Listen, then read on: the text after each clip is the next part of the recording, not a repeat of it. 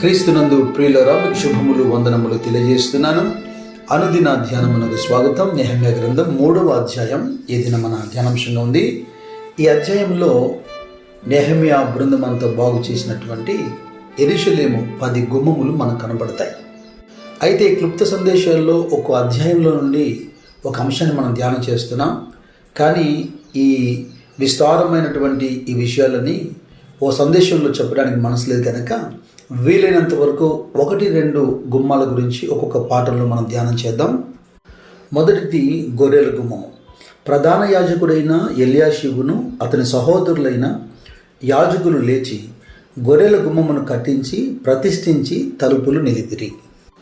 దావీదు ప్రార్థించినట్టుగా ఆయన లేఖనాన్ని మనం చదువుతున్నప్పుడు, దేవా, నీ గ్రంథములో నుండి ఆశ్చర్యకరమైన సంగతులు చూచినట్లుగా నా నేత్రములు తెరుమని మనం ప్రార్థించినప్పుడు దేవుడు ఆశ్చర్యకరమైన విషయాలు మనకు బోధపరుస్తారు. ఈ అధ్యాయం అంతా మీరు గమనించండి. గుమ్మమును, ఒక్కొక్క గుమ్మం గురించి మాట్లాడుతున్నప్పుడు ఆ గుమ్మమును నిలబెట్టిరి, దాని తలుపులను గడియలను బిగించిరి, ఇలాగే మీకు కనబడుతుంది. కానీ ప్రతిష్ఠించిరి అనే మాట ఒకే ఒక మారు కనబడుతుంది. అది గొర్రెల గుమ్మము యొద్ద. ఈ మొదటి గుమ్మాన్ని ఎల్యాషీబు అతని సహోదరులైన యాజకులు నిలబెడుతున్నారు.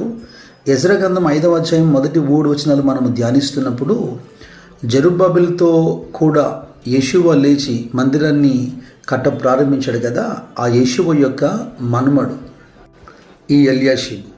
ఈ అధ్యాయము గొర్రెల గుమ్మమును బాగు చేస్తూ ప్రారంభమవుతుంది. అధ్యాయం ముగింపు కూడా గొర్రెల గుమ్మం దగ్గరే ముగింపు కలిగింది. పైగా ఎందుకని ఈ గుమ్మాన్ని ప్రతిష్ఠ చేశారు అని కాస్త ఆలోచించినప్పుడు, సువార్త భాగంలో యోహాను సువార్త 5వ అధ్యాయంలో మనకు గొర్రెల గుమ్మం కనబడుతుంది. ఆ గొర్రెల గుమ్మము దగ్గరే బెతెస్దా అనబడిన కోనేరు ఉన్నట్టుగా మనం చూస్తాం. అయితే యోహాను సువార్త 10వ అధ్యాయంలో 8వ వచనంలో ప్రభు అంటున్నారు, గొర్రెలు పోవు ద్వారమును నేనే, నాకు ముందు వచ్చిన వారందరూ దొంగలు దోచుకుని వారై ఉన్నారు, గొర్రెలు వారి స్వరము వినలేదు. ఎందుకని గొర్రెల ద్వారం అని పేరు పెట్టారంటే, ఈ మార్గము గుండా గొర్రెల కాపర్లు గొర్రెలన్నిటినీ పట్టణంలోకి తీసుకొని వస్తారు. ప్రభు అంటున్నాడు, గొర్రెలు పోవు ద్వారము నేనేనని. ఆ రోజుల్లో దేవునికి బలి అర్పణ చేసేదానికి ఈ గొర్రెల గుమ్మము ద్వారా గొర్రెలు లోపలికి తీసుకురాబడతాయి. అయితే నేనంటున్నాను, ఈ గొర్రెల గుమ్మము క్రీస్తే, అందులో ప్రవేశిస్తున్నటువంటి బలి అర్పణ అయినటువంటి ఆ గొర్రె కూడా క్రీస్తే. యోహాను సువార్త 1వ అధ్యాయంలో 29వ వచనంలో బాప్తిసం ఇచ్చేటువంటి యోహాను యొద్దకు వస్తున్నటువంటి క్రీస్తును చూస్తున్నప్పుడు యోహాను చెప్పిన మాట, ఇదిగో లోక పాపమును మోసుకొని పోవు దేవుని గొర్రెపిల్ల. మరి ఈ గొర్రెల ద్వారానే ఎందుకు నిలబెట్టి ప్రతిష్ఠించారు? హెబ్రీ గ్రంథకర్త చాలా స్పష్టంగా మాట్లాడుతున్నాడు. 10వ అధ్యాయము 19వ వచనంలో, సహోదరులారా, యేసు మన కొరకు ప్రతిష్ఠించిన మార్గమున, అనగా నూతనమైనదియు జీవము గలదియు ఆయన శరీరమున తెర ద్వారా ఏర్పరచబడినది అయినటువంటి మార్గమున ఆయన రక్తం వలన పరిశుద్ధ స్థలమందు ప్రవేశించుటకు మనకు ధైర్యము కలిగి ఉన్నది గనుకను దేవుని ఇంటిపైన మనకు గొప్ప యాజకుడున్నాడు. మనసాక్షికి కల్మషం తోచకుండా ప్రోక్షింపబడిన హృదయములు గలవారమై దేవుని సంధికి మనము ఎలాగ వెళ్ళగలుగుతున్నామంటే, ప్రతిష్ఠ చేయబడినటువంటి నూతనమైన మార్గము క్రీస్తు అనే తెర ద్వారా. దేవునికి స్తోత్రం, హల్లెలూయా. ఈ గొర్రెల గుమ్మము గుండా ప్రవేశించే అనుభవము క్రీస్తు మనకు అనుగ్రహించును గాక. అయితే దీన్ని ఆనుకొని మచ్చపు గుమ్మము మనకు కనబడుతుంది. హస్యనాయ వంశస్థులు దీన్ని కడుతూ ఉన్నారు.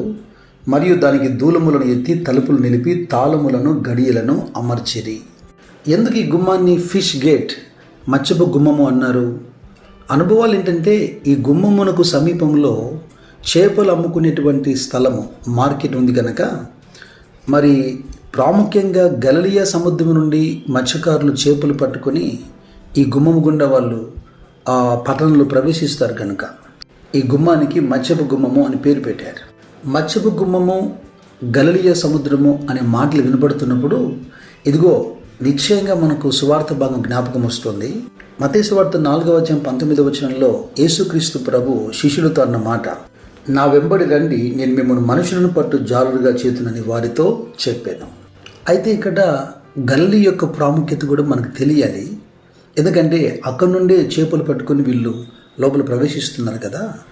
మత్తయి సువార్త 28వ అధ్యాయంలో యేసు సమాధి చేయబడి పునరుత్థానం అయిన తర్వాత యేసు దేహం వారికి కనబడినప్పుడు వారు కలవరపడుతున్న సమయంలో దేవుని దూతలు వారికి కనబడి వారితో మాట్లాడి, ఇదిగో మీరెందుకు ఆయనను ఇక్కడ వెతుకుతున్నారు, ఆయన చెప్పినట్టే లేచాడు, మీకు ముందుగా ఆయన వెళ్తున్నాడు, ఆయనను చూచేందుకు మీరు గలిలయకు వెళ్ళుడి అని. పునరుత్థానుడైన యేసు వారితో ఎక్కడైనా మాట్లాడే అవకాశం ఉంది, కానీ గలిలయకి ఎందుకు? భయంతో సువార్త అంతటినీ మూసివేసి ఒక గదిలో తలుపులు కిటికీలు మూసుకుని లోపలున్నారే, లేదా తిరిగి చేపలు పట్టడానికి వాళ్ళు సిద్ధపడుతున్నారే. And when they close the ministry, పరిచర్యను వాళ్ళు మూసివేసిన సందర్భంలో ఆయన గలిలయకు తిరిగి వారిని ఆహ్వానించాడు. కారణం మత్తయి సువార్త 4వ అధ్యాయము 18 నుంచి 20 వచనాలు మనం చూస్తున్నప్పుడు శిష్యులలో కొందరిని ఆయన ప్రారంభములు పిలిచాడే, నన్ను వెంబడించండి అని. వారు సమస్తాన్ని దోణెలు వలలు తమ తండ్రిని విడిచిపెట్టి ఆయన వెంబడించారే, ఆ సమర్పణ తిరిగి వారికి జ్ఞాపకం వచ్చేట్టుగా. యోహాను సువార్త 2వ అధ్యాయం 1-3 వచనాల్లో గలిలీలోని కనాన్లో ఒక విందులో నీటిని ద్రాక్షరసంగా మార్చి మొదటి అద్భుతం చేసి తన శిష్యుల విశ్వాసాన్ని వృద్ధి పొందింపజేశాడే, ఆ అద్భుతాలు జ్ఞాపకం వచ్చేట్టుగా. 5 రొట్టెలు 2 చేపలు కృతజ్ఞతాస్తుతులు చెల్లించి 5,000 మందికి ఆహారం పెట్టిన తర్వాత 12 గంపెల నిండా ఎత్తారే, అది వారి జీవితానికి సాదృశ్యంగా ఉందే. ఇలా చెప్పుకుంటూ వెళ్తే అనేక అద్భుతాలన్నీ, సూచ్యక్రియలన్నీ, పరిచర్య అంతా వారి జ్ఞాపకం వచ్చి మూయబడిన సువార్త కొరకు తిరిగి ద్వారములు తెరవబడినట్లుగా ఓ రీడెడికేషన్ జరుగున్నట్లుగా నిజంగా అదంతయు పునరుద్ధరించబడినట్టుగా మనం చూడగలం. కనుక ఈ పాఠం వింటున్నటువంటి మనము పాఠము ద్వారా ప్రభు మనతో మాట్లాడుతుండగా ఈ మత్స్యపు గుమ్మమును జ్ఞాపకం చేసుకున్నప్పుడు మనుషులను పట్టే జారులుగా ఆయన మనల్ని పిలిచాడని గలిలయ జ్ఞాపకం చేస్తూ ఆ పరిచర్యను ప్రారంభించడానికి లేదా పునర్నిర్మించడానికి ఒక ఆహ్వానాన్ని జ్ఞాపకం తెచ్చుకొని సువార్త కొరకు మూయబడిన ద్వారములన్నీ తెరిచి ఇదిగో తలుపులను దిట్టపరిచి శత్రువు జొరబడకుండా గడియలు పెట్టాలి. మొదటి గుమ్మం గుండా ప్రవేశించగా, అంటే గొర్రెల గుమ్మం అనబడేటువంటి ప్రతిష్ఠించబడిన క్రీస్తు అనే శరీరం ద్వారా ప్రవేశించకుండా ఈ 2వ అనుభవాన్ని మనం కలిగి ఉండలేం కదా.